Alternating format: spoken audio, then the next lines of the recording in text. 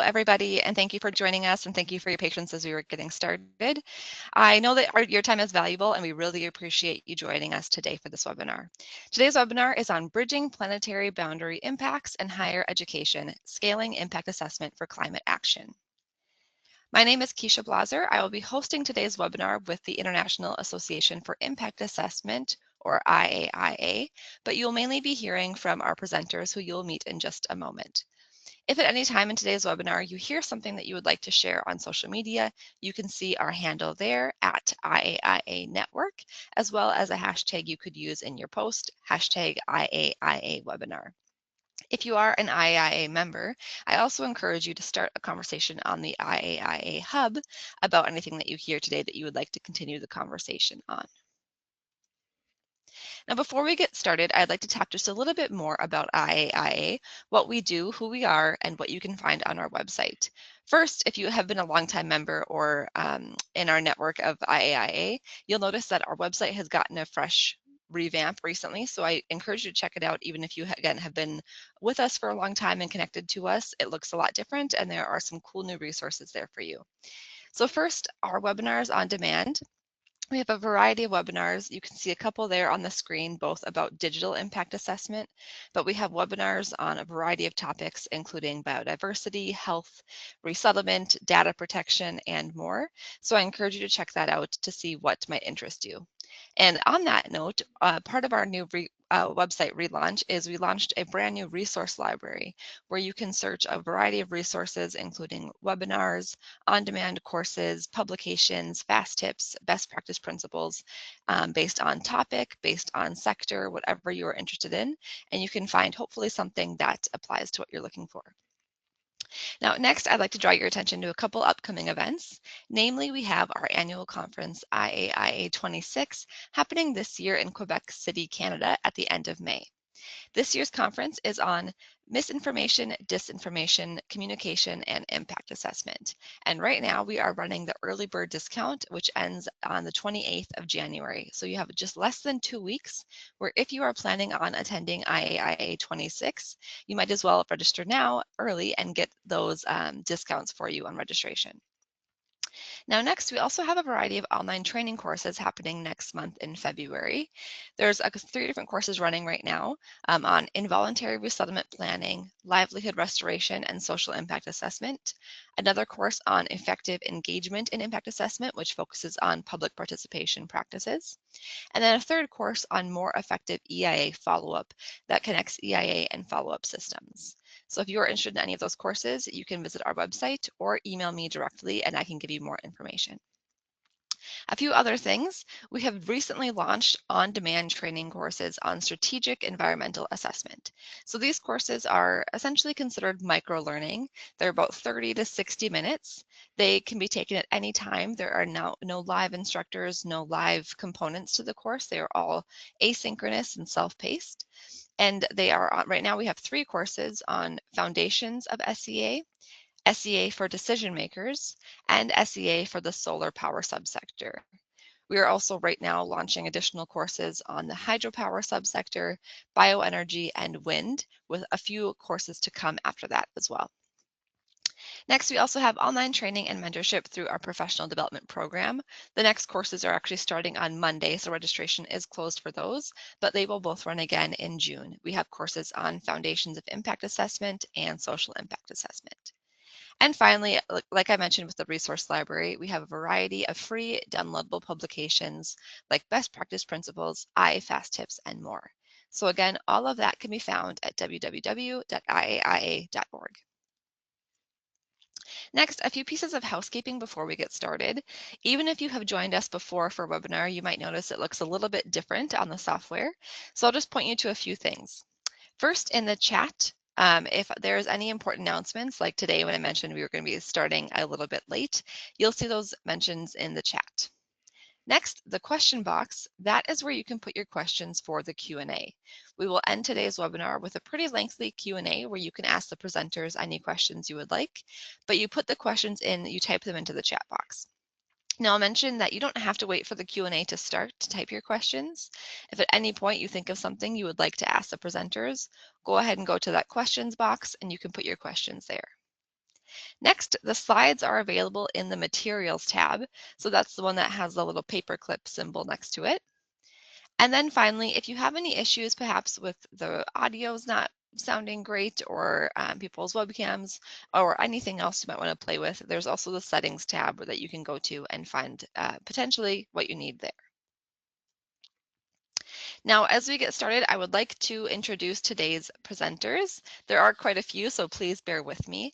And I will mention we may or may not have one of our presenters joining us. So again, thank you for your patience today with this. First, today's webinar facilitator, Juan.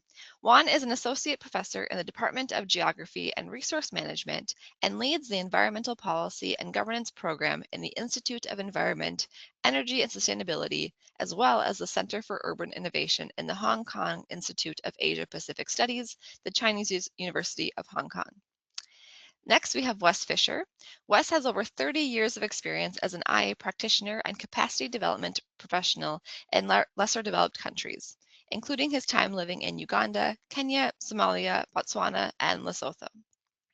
He joined IAIA in 2002, and he received IAIA's Outstanding Service Award both in 2014 and 2022, and has served as the co-chair of the Climate Change section for over 10 years.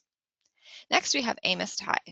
Amos is a professor and the deputy chair of the Department of Earth and Environmental Sciences. Amos specializes in atmospheric chemistry and physics, ecological climatology, and sustainable agriculture and forestry. His work has been published in top-ranking journals including Nature Climate Change and Nature Food, and earned him the World Meteorological Organization Research Award for Young Scientists and Early Career Award from the Research Grants Council. Next, Adriana Rojas. Adriana is the Senior Director of APRU programs and has over 25 years of experience in international higher education. Before this position, she was the Director of Strategic Partnerships at the Center for Human Dignity and National Director of Asia-Pacific Relations at Tecnológico de Monterrey, Mexico. Adriana previously led areas of long life learning and international liaison offices in Boston and at Yale University. For more than 15 years, she has actively participated in international forums and consortia that link and develop strategic and international programs between Asia and Latin America. And finally, we have Guilherme Oliveira. Dr. Oliveira is currently the Scientific Director at the Vail Institute of Technology, Sustainable Development, or ITV, which is a private nonprofit research and educational institute established in Belém. ITV conducts multidisciplinary research from social, physical environment, biodiversity, remote sensing, weather monitoring, and data science. His work focuses on the study of genomics and genetics of the Brazilian biodiversity as a key element in species conservation and in the establishment of a genetic framework for breeding and monitoring species of economic interest. So with that, Juan, over to you.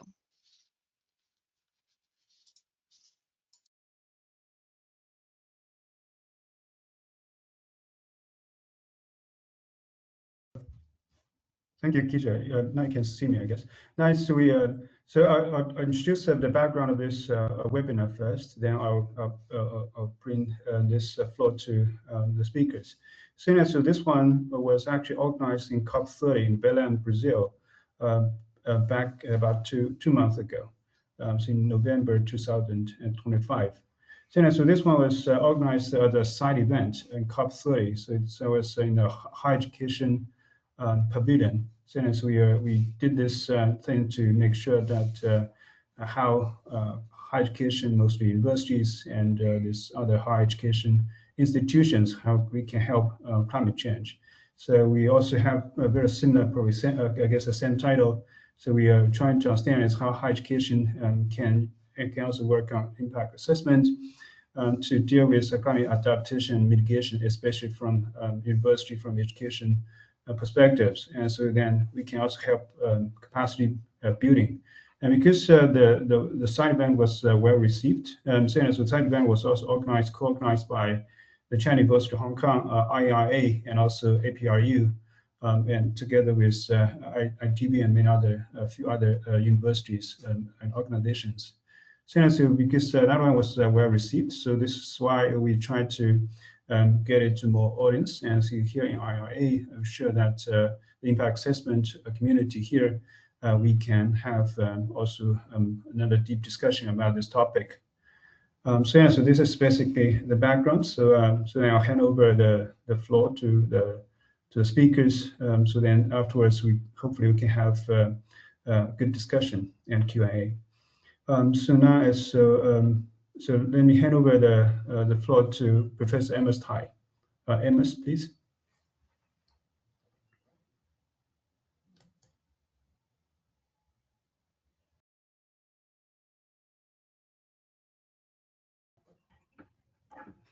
Yes, thank you very much, Yuan, and hopefully you can hear me well. So thank you for the introduction, and I'm very glad about this chance to share about the sustainability education work that we have done at CUHK, the Chinese University of Hong Kong.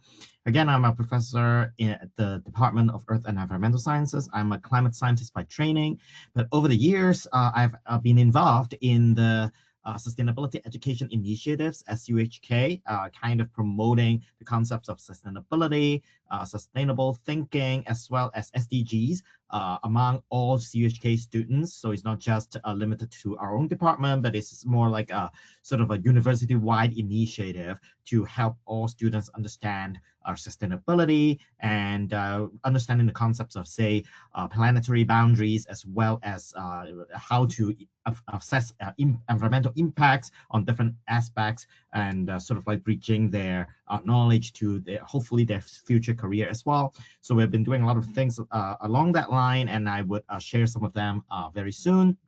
And yeah, so today I will first talk about some foundations, so to speak, for what education for sustainable development is and what it should entail, and then the roles of higher education institutions using CUHK as a example. All right, next slide. Yeah, so I believe a lot of us here are probably familiar with the concepts of sustainable development goals. A lot of us here understand how, and in 2015, nations have come together under the United Nations framework to really endorse 17 sustainable development goals as sort of like a framework to guide government, businesses, civil society, basically across all sectors to strive towards sustainable development. And there are 17 goals altogether, but they can indeed be kind of divided into three major categories. Ones, though, that are addressing the economic needs of the population. Another one would be addressing society,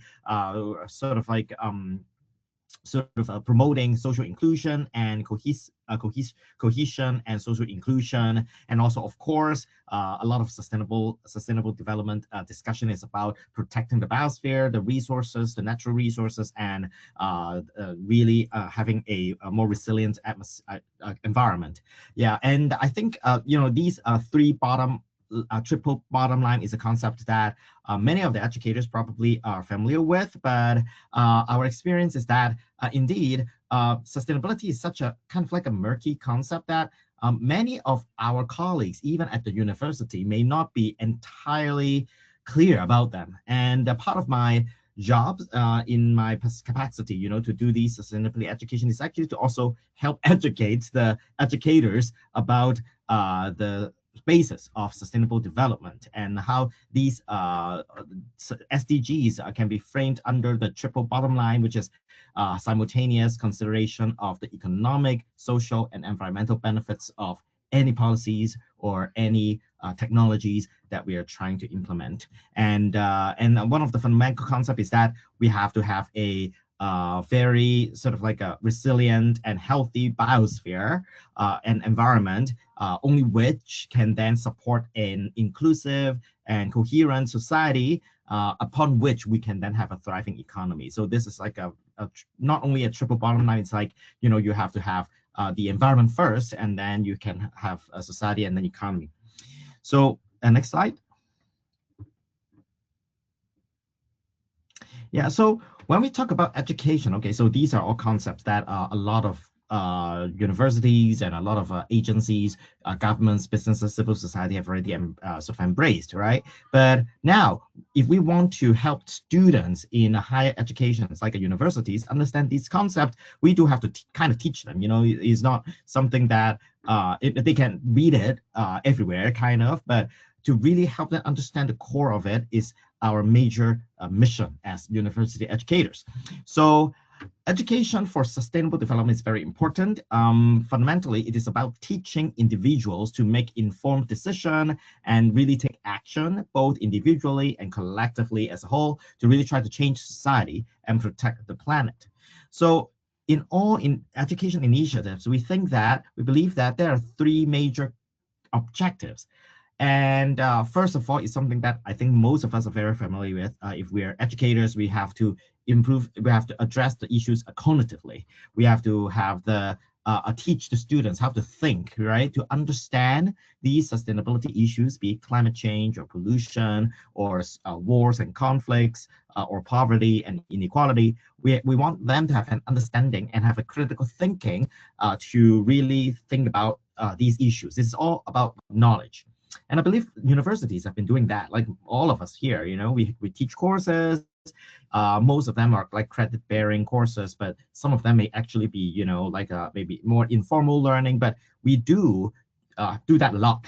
We do have courses to help students understand what sustainable development is and what kind of issues there are. So yeah, this part, okay, I think a lot of us are doing. But then to really educate the next generation of leaders and global citizens who can really enact changes. Under this framework, we believe that addressing the socio-emotional aspects would also be very important. We are talking about improving the students' social skills, their empathy, and also their emotional resilience, right? So when we talk about empathy and social skills, we're not only telling them what's going on in the world, but we want to let them really see for themselves or even interact with people who have been suffering these like sustainability development issues, to for instance to really interact or to understand, to talk face to face with people who say suffer from various kinds of problems, or maybe refugees, disasters, the victims of disasters, so on and so forth. Yeah, so really to help them develop this like empathy, which can then motivate them to really enact changes in their life or pursue, or perhaps like pursue a career in addressing sustainability and emotional resilience as well. Like maybe the students themselves are facing different kinds of issues, and helping them develop resilience would and also sort of address mental health issues would be a very important objective as well. And finally, we do want to sort of promote behavioral changes so that not only they can embark on a sustainable lifestyle, but may perhaps also pursue a sustainable or sustainability related career as well. So we're talking about changing habits, actions, vocations, so on and so forth. So in university, in order to achieve these three objectives, there are many approaches at higher education institutions. We, of course, especially for the cognitive aspect, we have to have curriculum design. We have classroom teaching, carefully designed and then carefully delivered so that these aspects can be done, especially for emotional and behavioral aspects of these objectives. Experiential learning and service learning are very important because through experiential learning, really going out there, for instance, to build homes for those who have lost their homes, or to to help out in poor communities, and service learning, and for various, for instance, environmental work. These experience and a service can really help students develop these social, emotional, and behavioral aspects. Next. Yeah, so when we are designing our curriculum or sort of designing these like service learning or experiential learning activities, what are the key questions to ask, right? Like when we are bringing the students to say visit or to go to our tuition centers to help with say disadvantaged students, right, and offering them tutoring service, right. You're addressing quality education. You're also addressing poverty in a sense. So for instance, so when you're planning all of these services or experiential learning activities or the curriculum design, right, you can just do it, but it would be better if the students are asked specifically to think about these questions so that as they're doing these services, they can tie it back to sustainability or sustainable development. So, for instance, if your projects or your class is about economic aspect, the question to ask is really about what development means, right? So, economic development is actually really to enhance individuals' freedoms and capabilities to do and be what they value in their life, as Amartya Sen articulated. And are such freedoms and capabilities enhanced, all right? So when you're doing a service, all right, or you are involved or you are teaching a class on a certain object, these are the questions to think about that is related to the economic aspect, freedoms, capabilities of the beneficiaries, or of the people that you're sort of studying, or the problems that you're studying. The social aspect is really about equity, inclusion, and cohesion. For instance, what inequalities are the people suffering? And are people marginalized? Do they feel safe and secure in the community? Or do people trust each other and authority? And these questions are to ask as they are doing their service or as they are studying a course. And of course, environmental, we're talking about impacts, mitigation, and also resilience. It's not only about, so of course, a large part of it would be the environmental impacts of individual collective actions, okay, whatever they're doing. What would be the environmental impacts? Can these impacts be reduced? And how are environmental problems affecting people? And also, how are they vulnerable or resilient to different kinds of environmental impacts? So these would be key questions to think about as they are thinking about these triple bottom line. Next. So I would just like to take this chance to, kind of like a showcase how, for instance, UHK has embraced social responsibility and sustainable development, and using different formal education, informal education, different aspects and areas to sort of enact what I've just talked about. Next. Next. Yeah, okay. Yeah. So, well, for CHK, I think setting the goal, really setting the sort of like setting like a larger goal. So sustainability is really an important strategic goal for the university. It's one of the key aspects. So having top leadership, recognizing that sustainability is a very important aspect, is the first start. And so even in the strategic plan of our university, the goals that they have set for university social responsibility are very much in line with at least 8 of the SDGs, addressing anything from health, education, diversity, inclusion, climate neutrality, so on and so forth. And the first way to do it, of course, is through formal education. As you can see from the right column, in terms of formal education, we have, of course, undergraduate programs that are specifically designed to teach students about different sorts of sustainability issues like earth and environmental sciences or urban studies. But across the board, not all students are studying these majors, right? We can have business students, we can have medicine, we can have science or arts and humanities. So it's important that for all students to understand what sustainability means. So in our curriculum, we do have some courses in the general education requirement that kind of require all students to have some fundamental knowledge of sustainability. Like we have implemented like a SDG study scheme under the university education. We have incorporated some like a sustainability focused text in a core course in the foundation program.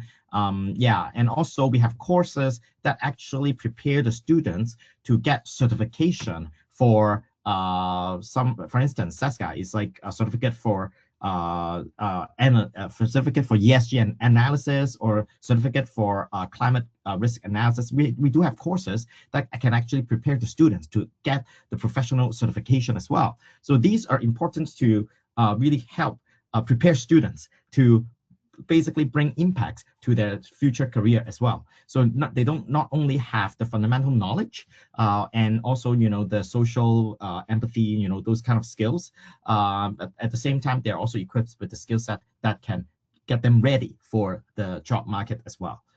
And yeah, and of course we have, I would specifically like to mention, for instance, yeah, education for global citizenship, or the Future 17 program. Actually, I have another slide on that later. So yeah, maybe next slide.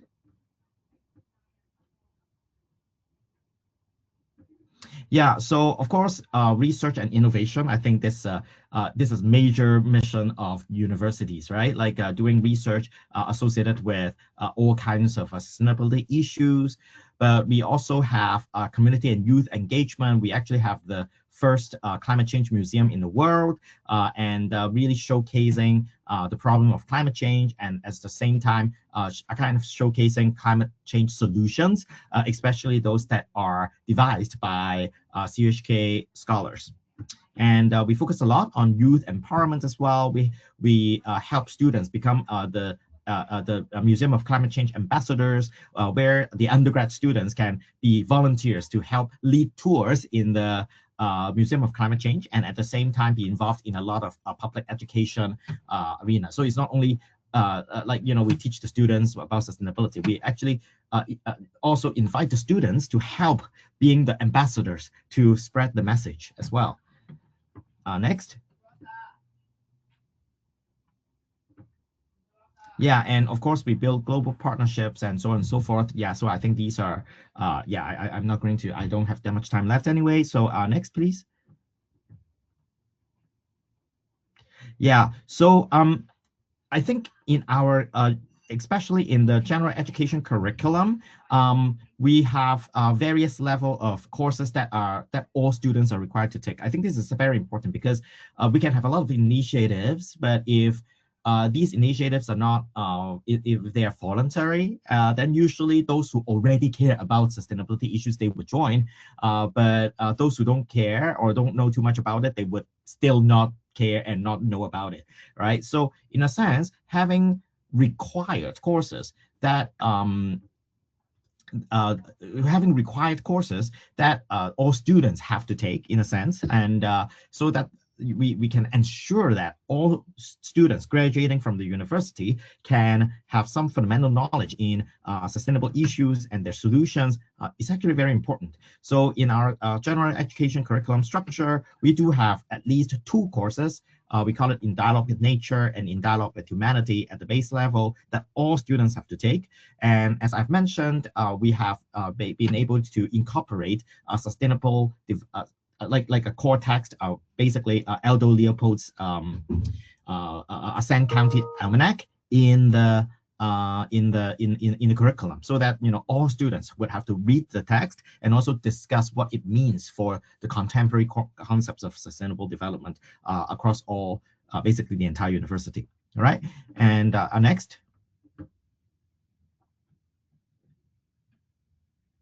Yeah, so this is the core text, and I myself, I actually chose this text, and I'm very glad that it actually went into the curriculum that basically all university students have to read. In case you don't know, Aldo Leopold is yeah, I mean, this book, Ascent County Almanac, especially the chapter on land ethic, is actually like really the almost like a foundational text for the modern concept of sustainability, even before Rachel Carson's Silent Spring. Yeah, so by really letting the students read the text and also discuss that in class, and also sort of discussing especially the relevance to the contemporary issue. This book is like written nearly a century ago, but it's still very relevant now, all of the concepts behind. And we believe, cultivating students appreciation for these classic texts. In a sense, this is kind of like literature, like environmental literature. All students have to kind of like discuss it and think about it. But then during the discussion, we're really trying to relate these concepts to contemporary issues. These really help students really have to develop a larger scope, putting contemporary issues with a historical context. Next. Yeah, and the SDG study scheme, basically we have developed this SDG study schemes where student can, if they finish the scheme, they can get a certificate, and then yeah, basically they take different courses that are on sustainability that have related to SDGs, and also very important in they have to have actions. So at least 26 hours of service or voluntary services that are related to sustainability, and then they have to kind of like have some writing on the pre-service planning and also post-service evaluation to really show what they have learned and how they have contributed to sustainability during these services. So if they have finished it, then they would be able to kind of get the certificate. Yeah. Next. Yeah, and finally, we also have this like a Future 17 program, which is inter-university collaboration together with QS. And basically, this is like a kind of like an online program where CUHK and many other universities, you can see here, basically students come together to form groups where each group would be then partnered with an industry partner. They're like real company or real NGO. Which have participated in this program, and then they would define some sustainability SDG related goal for their respective company or NGO. And during a semester's time, these students would then have to kind of sort of talk about solutions together and develop solutions for these companies or NGO. And during this sort of like a process, CUHK students can also interact with students from all across the world as well. Yeah, you can imagine, the time zone thing is like a really big hassle, but they work it out, and people are able to meet regularly online at some opportune time, and throughout the semester, they would be this sort of developing a unique solution for these company and NGO. So this is kind of really like not only experiential learning, this is also about addressing real world issues that are really faced by these company or NGOs. So and at the same time, they also get some academic credits for it. So yeah, so we found this program is a really good showcase for how we can prepare students for not only the future job market, but also to cultivate a sort of like an empathy and cultivate this passion for addressing sustainability issue. Yeah, so yeah, I think this is pretty much what I have to share, and I would be happy to discuss more about the concepts behind or the things that have worked or not worked in our initiative, so on and so forth. And thank you very much. I think I can then pass basically the stage to Adriana, I think. Yeah.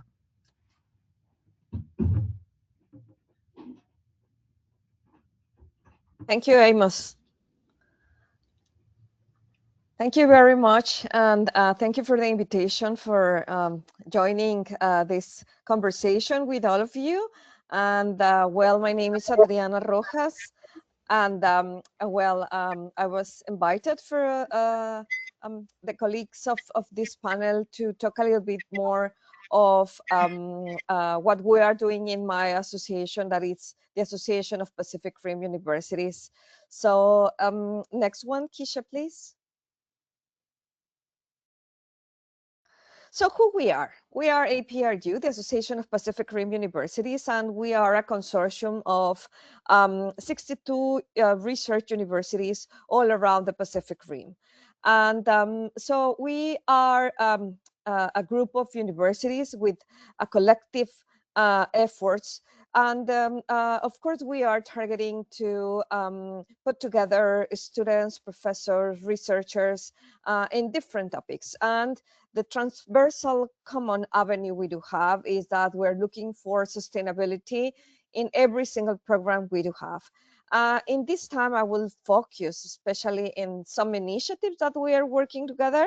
And what the next one, please?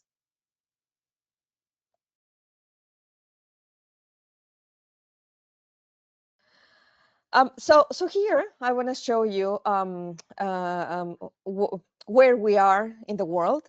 So as I mentioned, we are around different economies in the world.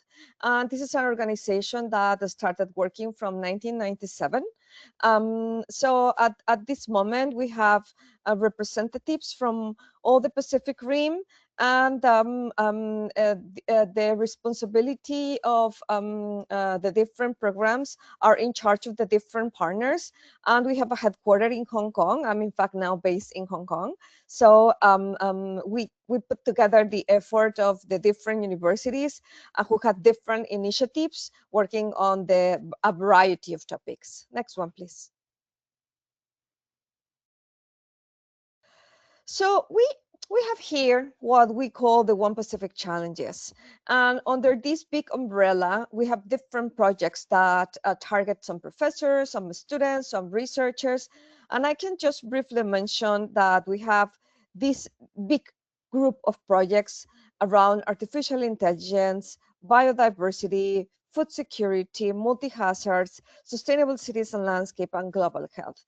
In this time, I will especially focus on the group of activities that we do have in sustainable cities and landscape. That is where we have a really, really big efforts on targeting different sustainability topics. Anyway, as I mentioned before, every single hub and every single group of activities, in a way, we target the environmental issues and the sustainability. Next one, please.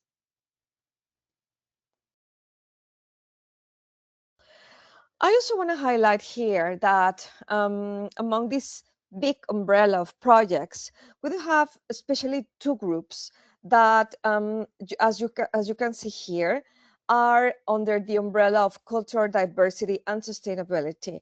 One is Indigenous Knowledges, and the other is Asia Pacific Women in Leadership.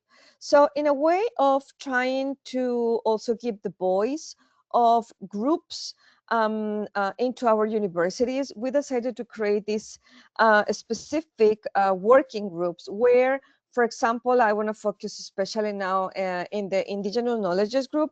So we put together different scholars, different professors who were very, very interested on highlighting the efforts on Indigenous knowledges. And of course, the topic of sustainability is at the top of mind of all of them. How we are taking the responsibility of respect the land of Indigenous people, how we are taking and highlighting all the learnings that we have from the Indigenous societies, and also how do we respect the values of the professors who represent the Indigenous knowledges, and how can we spread this knowledge not just among the scholars in all the different schools into the universities, but also with the students. So, for example, in this specific group, we do have every year a conference where we put together the professors, where we have together the different scholars from the different regions, from Chile until the New Zealand, talking together and taking responsibility of sharing. So this is the same case of the Asia Pacific Women in Leadership.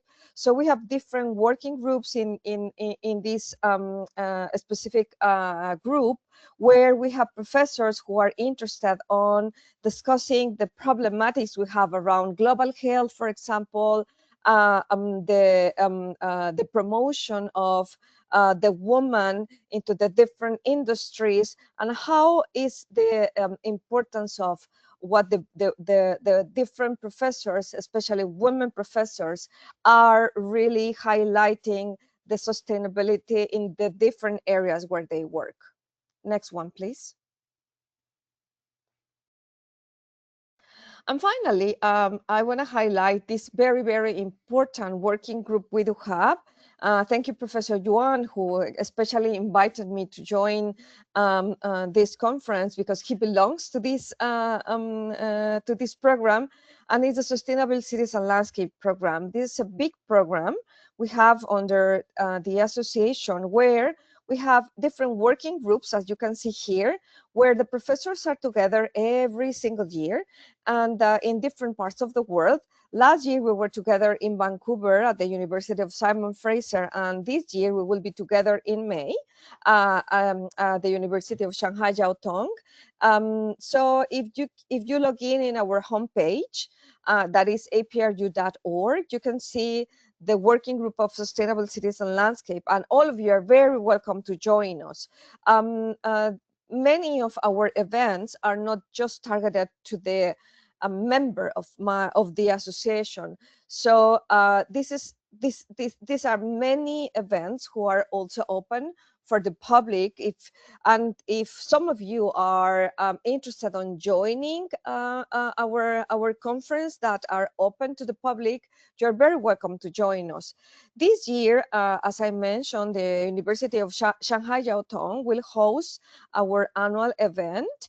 And the topics that are mainly targeted, as it's mentioned here, is the climate justice communities and community resilience, landscape and human health, human landscape biodiversity, water infrastructure, energy, age-friendly cities and communities, engagement and community design, and many other working groups we do have. So I really invite you to join our event, to log in into our conference, and you are really very welcome to participate either with paper, with posters.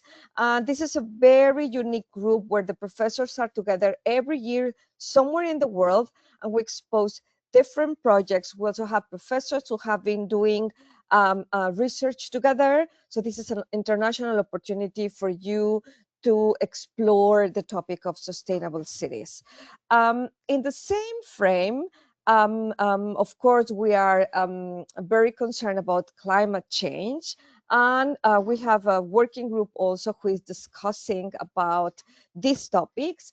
And also we have specific groups just for students to start talking about these topics, of course, with the idea that in the future, they also take important decisions in the organizations that they belong. Next one, please. So, and in this matter, as I'm mentioning you, the activities that we do have in our consortium is not just targeting professors, that of course is a very important group, but students. So we really create different opportunities for our students to be together on their different topics. And for example, as it was mentioned by Professor Amos, we have this program that it's SDGs for Global Citizenship. This is a program that is co-led by the University of Chulalongkorn and the University of Malaya. And we put together students in a hybrid way. So we have the students together online in different seminars. We have the students then being together in Thailand and in Malaysia, discussing different topics related with the SDGs. At the same time, we have another program that is a certificate in climate change leadership, which is a simulation of climate change, like a real a moment of negotiating the climate change among the different students all around the world.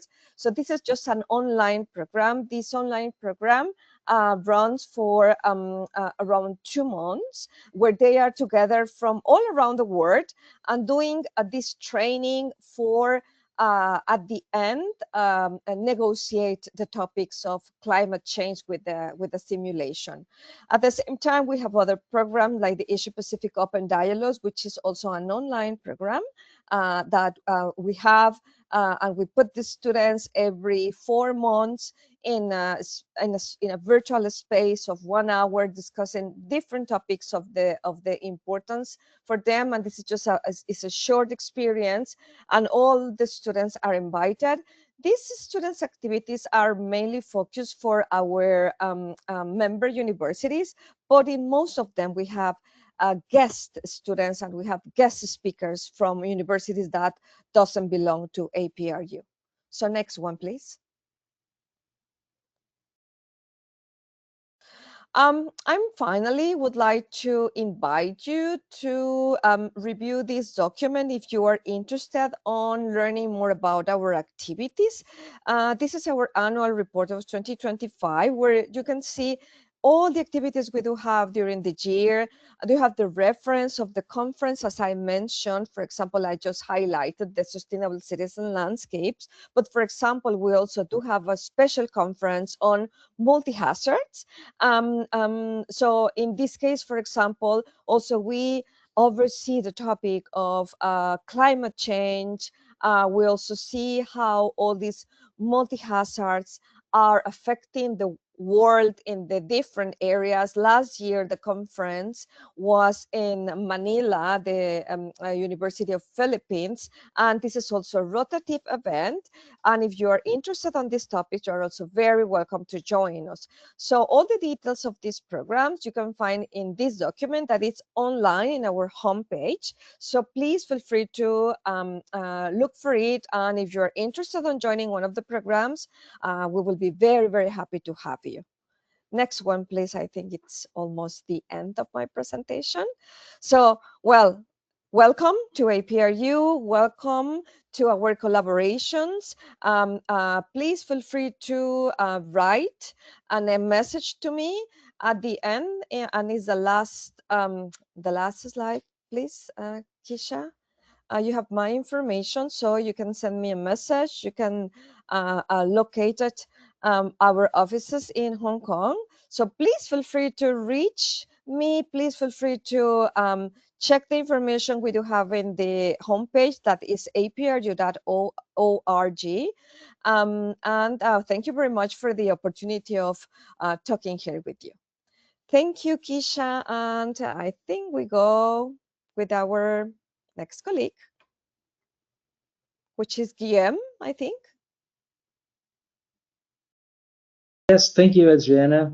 I'm online now. Well, I think I'll give you a continuation, a little different of taste on how we approach higher education and impact assessment and climate action. So the Vale Institute of Technology is a private nonprofit research institute. We are basically maintained by Vale, which is a large international Brazilian company in the mining sector. But we operate as an academic institutions, collaborating extensively with research institutions and universities in Brazil and abroad, and also with government and NGOs, mostly in the Amazon, but not solely in this region. So as a private research institute, next slide, please. We have a graduate program where we train mostly internally master's students, but also we collaborate extensively with other universities in PhD programs. We don't feel like we are large enough to host our own PhD program, but on the other hand, it gives us an opportunity to expand our reach and collaborate closely with other universities. A few of the relevant numbers I bring here regarding sustainability and impact on biodiversity, which is my bias on this presentation, is that we train a lot of people who are in private companies. About 44% of our trainees are employed, and they mostly continue to be employed. Some they get new jobs or even get promoted. But more importantly than that is the fact that they go back to the company with a mindset on how their activities will impact nature and therefore climate, as we cannot disentangle climate, nature, and people. 42% of our public is academic, and some of them go on to open their own business. So this is one way that we consider that we can contribute by training people in science and having them go back to their companies and deploy what they have learned. And they do that in a very practical manner. And what I'll do in the next few slides is give you some quick examples on how we do this as a problem-based training and how the solutions can be implemented by companies and also used as for the production of science and also external reporting. So in the next slide, I'll give you the first example, which is on biodiversity metrics. So this is a very tough issue for companies, which is how to assess their impact on nature. And we have approached this by providing quantitative means of looking at it. First, if you look at the top left figure, we have helped companies, especially Vale, who sponsors most of this research, on how to use the mitigation hierarchy by avoiding establishing a footprint in places of important, relevant, or rare biodiversity, by mitigating this impact by actions of the company, and then by offsetting this impact by restoring other environments. It's really important, especially here in the Amazon region, to restore a large amount of landscape that has been degraded mostly by the creation of low-grade pasture land. So on this graph here on the left and below, you see that we can, in this example, we used about 35 different metrics to follow along different times of evolution of landscapes, both pristine, highly degraded, and at different stages of recovery, to see if we could apply some specific metrics to follow up recovery. And we applied that to one of the mining sites on the graph on the right here. That's called the S11D iron ore mine. And if you see here on the 2008 plot, this is prior to mining, and the 2021 plot, this is post-mining. This mining still exists, obviously. So you can see the red area is where mining occurs, and we have been able to push to the external part of the national park where this mining site occurs, some of the operations, as you can see here in the triangle below. And also some of the processing also that was initially to occur within the forest or in the altitude fields, which is the lighter brown area. So this minimizes impact. The other thing you can see on this graph is that the light green area has increased. So this is the result of recovering of degraded land by replanting native forest. And so this gives back to nature the fact that there is a mining operation happening in this area. So if we use the metrics that we developed on this left-hand side and apply to the side, what we can see is that overall we have a nature gain as a result of replanting a large amount of forest in this region. One observation here is that although we are working towards reconstituting the altitude fields, at this moment the mine is at this altitude field, so we're not at this moment replacing like for like. So we're replacing the altitude fields by forest, but in the future we want to rehabilitate the mining site to the original altitude fields with the endemic plants that reside on it. So this is one example where we can use the opportunity to train people and apply some real work problems to this training, and they can go back and reuse this training at their sites. And that has happened. We have other companies that have approached us to replicate these types of metrics on their industries. On the next slide, please. I use a different example here on how we apply genomics to species conservation. This is also an important metric, increasingly important metric on how to observe and manage species that are threatened. So genetic information will give us information on the diversity of the species. And as this, if a species is driven to a lower diversity, genetic diversity, that means that the species is under the threat of extinction because it cannot adapt to new environments. So we have been advising both IUCN and the Brazilian National Agency on how to use these metrics for species conservation. And we have partnered with ICMBio, which is the national Brazilian institution for biodiversity conservation, on how to use these metrics for a very large number of Brazilian threatened species. So in these two examples here, the manatee and the Arajuba, a small macaw that lives in the eastern Amazon area, we have developed genetics and genomics tools to evaluate species genetic diversity, and are now applying this at populational levels to understand the distribution of the genetic of the distinct genetics of these populations, and also how to manage these populations, how to provide the metrics on impact, whatever type of impact that may be, either climate change or industry or urban sites on these populations, so that you can better manage this. So this is another way where we have been able to train not only people who are in companies, students who follow the academic track, but also workers that are linked to the governmental agencies on how to use state-of-the-art metrics and use these metrics to support species conservation for the Brazilian biodiversity. On the next slide, we also use DNA sequencing tools as a way of assessing genetic biodiversity, the diversity of biodiversity at different sites. As you know, Brazil is a vast country, and the Amazon occupies about more than half of the country. So being able to monitor biodiversity in a large scale of land, we need tools that are additional to just having people collecting specimens. And one of the tools that have been used and tested for this purpose is environmental DNA. As you can see in the pictures, we can collect leaves on the ground, soil, water, or insect traps, and collect these samples and sequence them in mass to assess biodiversity. So if you look at this bar graph here on the left-hand side, you see the traditional methods of assessing specimens, and on the right, the eDNA approach to assessing specimens. And you can see on this graph for the different plots that we tested, we can see much deeper using environmental DNA than the regular methods of collecting and assessing biodiversity.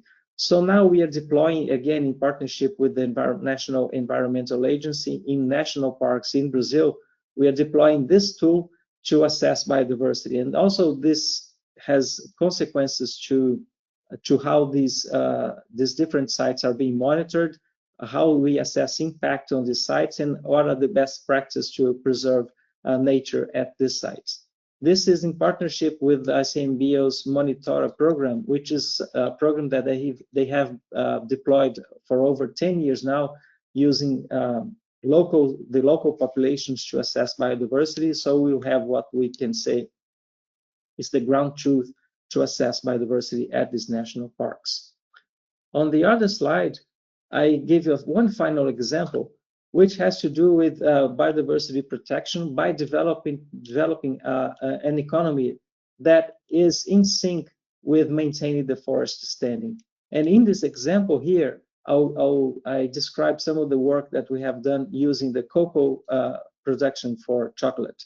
So to our great surprise, there are many scientific gaps in cocoa production, including here on the left-hand side. We did not know which were the pollinators of the cocoa flower in the Amazon. See, this is a tiny flower, and these are pollinated, now we know, by some small flies that visit these flowers. Other species will visit, but they are not responsible for pollination. In addition, so this is one example, but in addition to some to scientific work, we had to develop a number of other tools to help the small producer to enhance their business. One of them, I'll describe 4 of them. The first one is honey in the agroforest systems. So cocoa is being planted by Vale in 100,000 hectares as agroforests. And to add to to their economic status, we have implemented native bees to produce honey, which is much more valuable than European bee honey.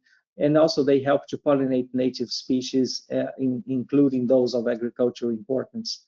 On the second booklet here, we provided the small producers with a way of managing their business. What we realized by doing some socio-economic evaluation is that they had very little control over the financial flow of the business. So we trained them, and we are now on the 4th edition of this book that has been distributed throughout Brazil to help the small producer to manage, to better manage their business. To the right here, again on pollination, we describe the impact of pollinizing species and seed dispersal species on economic production. So this has given support for us to implement the native bee species within the agroforest systems. And finally here, a guide for the small producers on how they can obtain further support. It's like a roadmap on how which funds are available, how to obtain funds to support their small business. But in addition to these products that are aimed directly at the producer, please go back one. We have here in the center, we have an example of how we go deep into these issues, not only on studying the genetics of the cocoa tree, but also understanding the fermentation process between transforming the seeds into chocolate, which gives the actual quality of the chocolate. We are controlling, understanding the bacteria and fungi that participate in this process to have it better controlled and maintain quality of the product. So these are some examples on how we can use science to train people at the graduate level on the impact of industry on nature, on how we can use tools such as genomics to monitor and manage wild species, and especially those impacted, how we can deploy some tools such as environmental DNA sequence to monitor sites, conservation sites, and how we can use also training and science to contribute to the development of the bioeconomy. All of this as an effort to maintain our forest standing, to support the maintenance of the endangered species, and train people who go then to academia or to their original companies and continue with their work. With that, I'll finish. You have my contact information on the next slide, and please feel free to do so if you wish to go further into one of these examples. Thank you so much.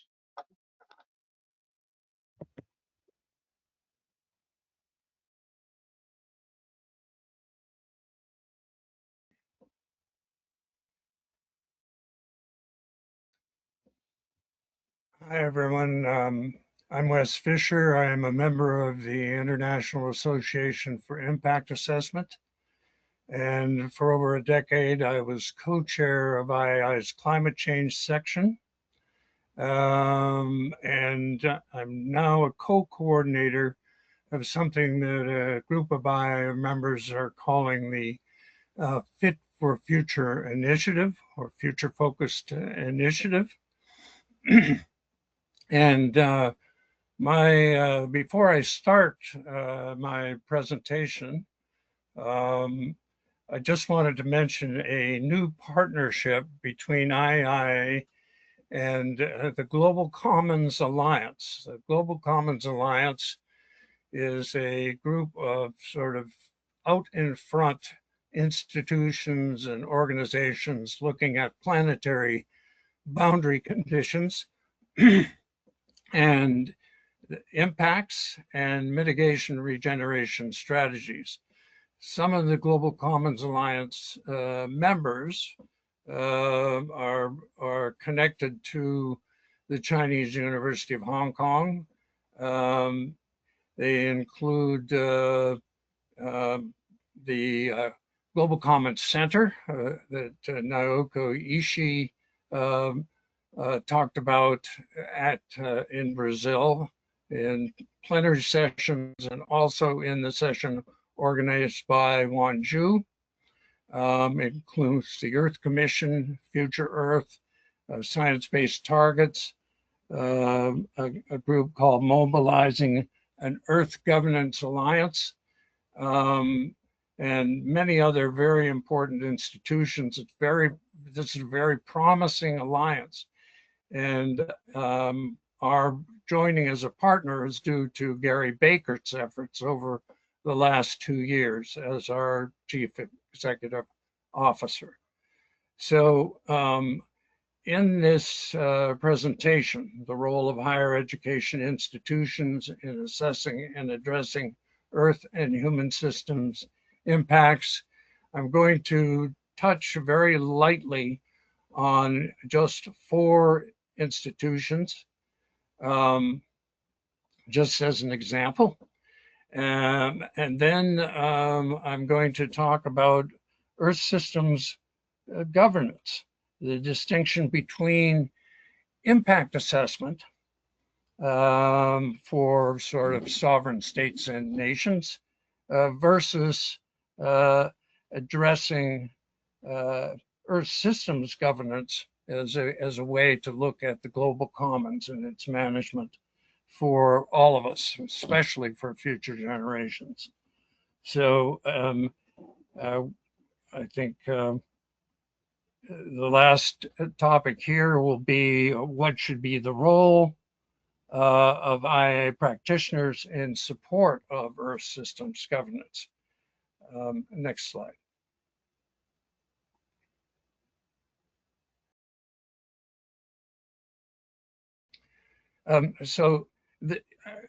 You probably saw this announcement on the Bridging Planetary Boundary Impacts in Higher Education. This is a session that Juan Zhu organized, and Juan has been very active in IAIA, and he had a session, it's a 6-part virtual series on Fit for Future Asia, Safeguarding Global Commons and Planetary Boundaries back in July. But he has been central to the organization of this session in Brazil, at which Naoki spoke. And Naoki is the head of the Center for Global Commons at the University of Tokyo. Before that, she was the head of the World Bank's Global Environment Facility for 8 years, from 2018 to 2020. She joined the University of Tokyo back in 2020 and went to them and asked if they would set up this center, which she is running. So it is a partner with IAIA and others in the Global Commons Alliance. Her previous experience goes back to being Deputy Vice Minister of Finance back in 2010. And then we've heard from Amos and Adriana. Amos was also part of this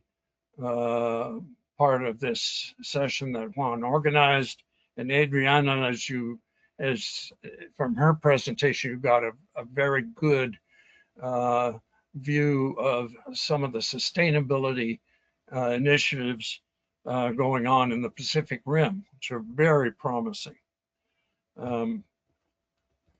Next slide. Let's skip that one, go to the next one.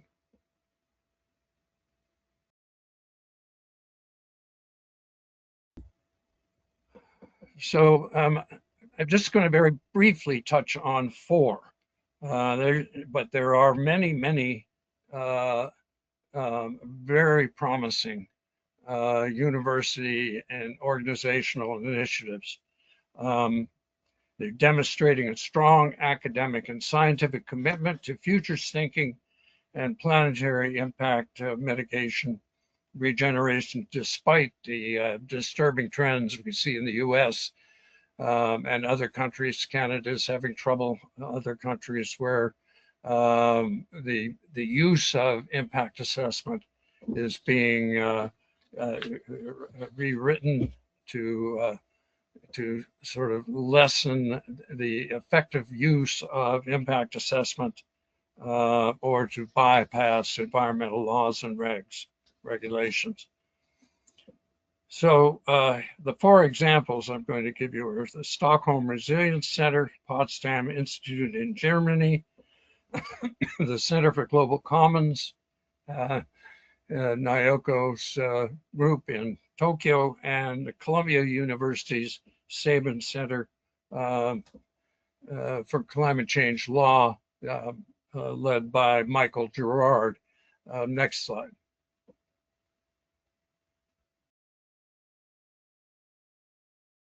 So this is the first Stockholm Resilience Center, joint initiative between Stockholm University and the Bear Institute. They have produced much of the important Earth and human systems planetary boundary work. At the bottom, you'll see the website. If you get into these slides on your own, if you tap on the website, when you have the slides open in full slideshow view, that will take you to their website and it will introduce you to their education efforts at the university and with the Resilience Center. Next slide.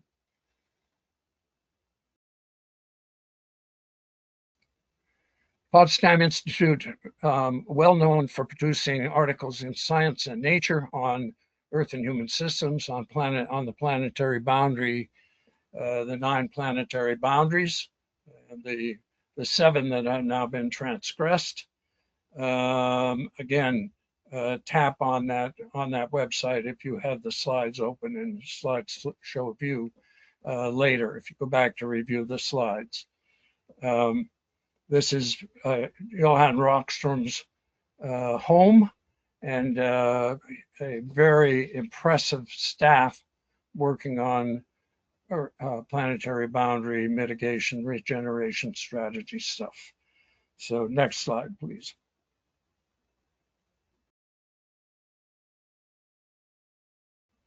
That's the Center for Global Commons. What I wanted to point out here, again, tapping on that website, this one has something called the, just a moment here.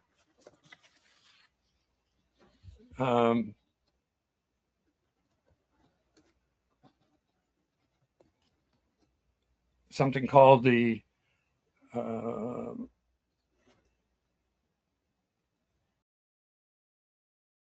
Global Commons Stewardship Index, developed in collaboration with Yale, and it's tracking which countries are having the greatest impacts on the global commons. So very interesting document.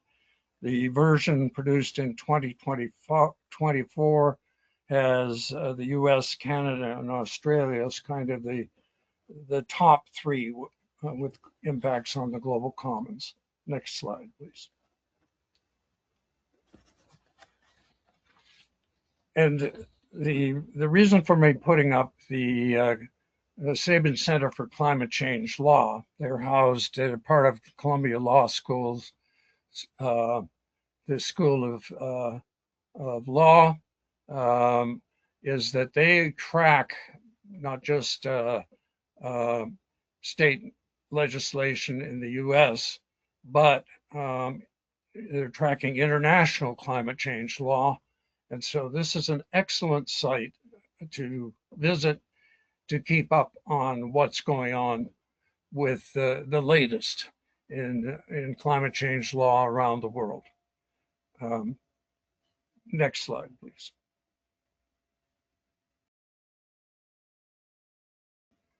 Oh, before I go to this set, I wanted to mention other examples of important planetary boundary work. Future 17 that Amos mentioned, that network of universities. It's a transformative educational partnership between the world's leading universities and global organizations to empower and enable the next generation of students to answer the questions that will shape today, tomorrow, and the future of us all. So Chinese University of Hong Kong is partner with Stellenbosch University and with the Climate and Nature team at the University of Exeter. University of Exeter is playing a major role in looking at issues like planetary solvency, the financial impacts, and how to mitigate against those impacts. So they're looking at the financial solvency, planetary solvency.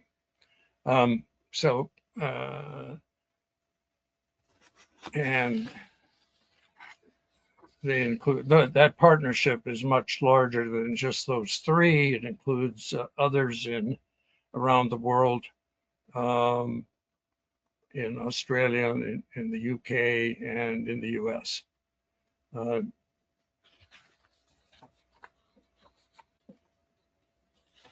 Just a second here. Other examples. There's a proposed Earth and Human Systems Young Professional Capacity Development Program that a group of IAI members has been hoping to pilot in South Africa in 2026, at a possible Centers of Excellence consortium in Africa, including universities and consultants in South Africa, Nigeria, Ghana, Kenya, a group called Natural State, and the University of Nairobi, also in Tanzania and Uganda. And in Uganda, there's a collaboration between Makerere University and the World Bank on sustainability, again, for folks taking graduate programs at Makerere. Next slide, please. Higher education's role in Earth systems governance. I'm going to go very quickly through this. I think I'm exceeding my time. In nature, complex web of life interdependencies are key to the resilience and health of living communities. If these interconnections are weakened or broken, entire natural systems may collapse. The health of Earth and human systems also depend on complex interconnections. Earth systems governance laws exist, like the Convention on International Trade in Endangered Species, CITES, and the Montreal Protocol on substances that deplete the ozone layer. And that agreement was achieved after years of international negotiation. It's a big success story because the agreement has caused the hole in the ozone layer to pretty much close. However, most environmental laws are not global in scope. Next.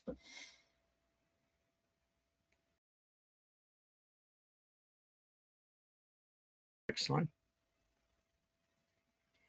Failure to advance interdependent Earth and human system governance destabilizes planetary well-being, and it places nature, including our own well-being, at extreme risk. In addition to environmental law, a new body of Earth system governance law and international trustee agreements are urgently required to ensure the survival of life on the planet. So our national state, our sovereign state behavior from the point of view of nature is not really sustainable. An unprecedented mobilization of resources, leadership, accompanied by new legal instruments, technological and scientific advances, and financing are now called for to avoid or minimize harm to all living systems, including Homo sapiens, ourselves. And it is amazing to see how rapidly this is happening. The Earth System Governance community is now developing and prioritizing strategies to address planetary boundary impacts. And this requires systematic application of the impact assessment process, especially in the design of alternatives. These processes have been applied under IAIA law by nations around the world, impact assessment processes, since the creation of NEPA now 55 years ago. And IAIA has been instrumental in capturing the lessons from this evolution in best practice, improvements in effectiveness, information sharing, and our annual conferences and symposia. Sorry, something away here. Through information sharing, our annual conferences and symposia, and our academic journal, impact assessment, and project appraisal. Next.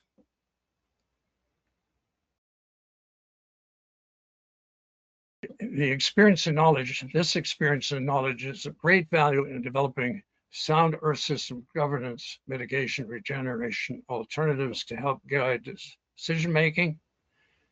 We therefore strongly recommend that proposal development teams addressing these impacts, planetary boundary impacts, consist of multidisciplinary specialists, including cumulative impact assessment professionals, social impact practitioners, and emergent technology specialists like computational analysts, AI specialists, etc.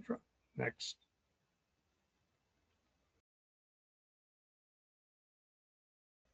So this is an important, an interesting document in the Earth System Governance Journal. This is an examination of environmental courts and tribunals around the world, systematic literature review, and case for Earth system governance analysis. Next slide.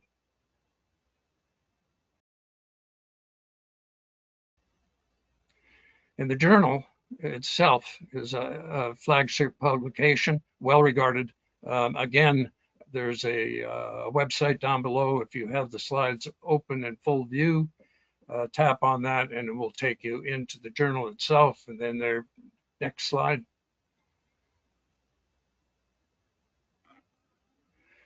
These are the kinds of things produced by the Earth Governance Group and the journal. I'm not going to dwell on them, but it gives you some feel for the depth of analysis that is taking place on global commons issues. Next slide.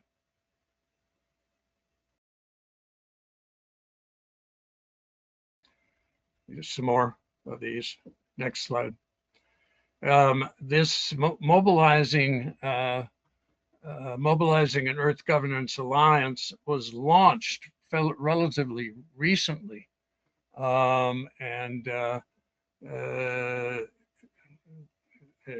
July of 24. Mary Robinson, the former head of Ireland, is very much tuned into the Global Commons Alliance issues. And she actually launched this Mobilizing Earth Governance Alliance initiative. Next slide. Finally, I wanted to touch on this. This is the Earth System Governance also has a speaker series. Here's an example. Professor Louis Coetzee, who for many years was with Northwestern University in South Africa, gives an excellent presentation on Earth system law as a legal paradigm for the sort of what is called the Anthropocene, the period in the Earth's history when our species is having major and potentially very troubling impacts on the planet. And again, there's a website there to get to his talk. I think that's the end of the slides. I want to thank everybody for being part of this virtual event, and hope we can encourage you to join in on what is a very important mission, both for the Global Commons Alliance and for IAI practitioners who have these multidisciplinary skills that are amazing, that can be applied to these problems. I want to mention a couple of other things.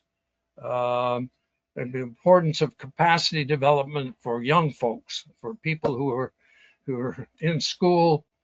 If they're 10 years old, in another 10 years, they'll be 20 years old. In another 10 years, they'll be moving into leadership positions. So what we do with youth becomes critical, becomes really, really important. The other thing I wanted to mention was the recent publication of GO7, the UN's GO7, the Global Environment Outlook, which comes out every 4 years. It had 287 experts involved in its publication, involved 82 countries and 800 reviewers. So again, thank you very much. And that's my end of my presentation, not leaving much time for Q&A. Thank you very much, Wes. Thank you for all the speakers. So I'm sure that we have done a lot. We have only 4 minutes left, and so let's accommodate. We have 2 questions in the chat box, in the question box. The first one is to Professor Tai. So basically the question is, so there's we don't speak the same language. The learned and unlearned speak and understand concepts very differently, and how do we address language barriers and also cultural differences to make sure everyone is working towards a common goal? So Amos, do you want to address this question pretty briefly? Yes, this is referring to Future 17, right? Yeah, Beth, yes. Yes, yeah. I think, well, I mean, well, the working language is definitely the working language is definitely English. But then I think one of the things that people have really people have really used is actually like I think AI has been very helpful. Yeah. So for instance, in a lot of the kind of like the group projects that they are doing. Well, a lot of the work, of course, they would have like video conferencing and things like that, which is like where they actually really value the opportunity. I guess they're not. I guess the question is not about the speaking language, but the concepts things. Sorry, was that again? So basically, the concept, because people don't understand the concepts very differently. Oh yeah. No, I think one of the really great thing about, for instance, the Future 17 program or those program that actually require students to work together, they have what we call the initiation. Yeah, so they have like a actually there are specific teachers like actually telling them how to get the fundamental concepts of like design thinking, and each of them actually have to kind of go through some initiation modules to kind of like catch up the basics before they actually embark on a particular sort of like a project. So yeah, it is very right. These like differences across cultures and would be important. But exactly because foreseeing that initiation program that are pre-designed to address these issues even before these people come together was actually the way to handle this. Yeah, so I think that is part of how it was done. Yeah. Okay, great. Thank you very much, Amos. Then we have a second question. I guess the question is addressed to Joanna about APRU. So it's from Augustine. And so what will be the process for university in order to be part of the APRU? I guess so through this one, through university networks, we can leverage on each other's strength. And it's how you address this one, Joanna, and how, of course, probably you can expand a little bit how we can actually do this collectively. Okay, well, thank you very much for the question. Well, to be part of APRU, it should be by invitation only. I want to say that the universities that belong to the association should be invited by one of the members that are already into the organization. The reason is that we look for variety and diversity of the partnership. That doesn't mean that just the members can participate in our events. So as I mentioned, we have many events that are open to the public. So to join the events, I really invite the partners, the friends who are listening this conference, just to log in into the homepage and check, because most of the conferences are open for members and non-members of APRU. And well, again, if there is a case that you want that your invitation is part of APRU, please send me a message and I can with pleasure share the procedure to follow up the petition. Thank you very much. Then I guess I can, so we only have 2 questions and we're out of time. Again, thank you very much for our speakers for this wonderful sharing this webinar. So I'll hand over the time to Keisha for wrap up. Hello, yes, thank you. Thank you to Juan and to all the presenters for that great presentation. Thank you to all you who joined. Again, I said this at the beginning, but we know your time is valuable and we really appreciate you taking the time to spend it with us today. As you leave, you will be asked to fill out a survey, and I do ask that you take the time to fill that out. It's very helpful for us to not only know how we did today and to get some feedback, but there's also a place for you to suggest future topics. So in case this group or another group would have the opportunity to deliver a webinar on a topic that might interest you, we would love to hear that. So please do fill that out. And again, if you would like to share anything in the IAIA Hub, please do so, or on social media as well. Our handle is at IAIA Network. So again, if you have any questions, please contact me directly or visit our website, www.iaia.org. Thank you, and we'll see you next time. Thank you. Bye.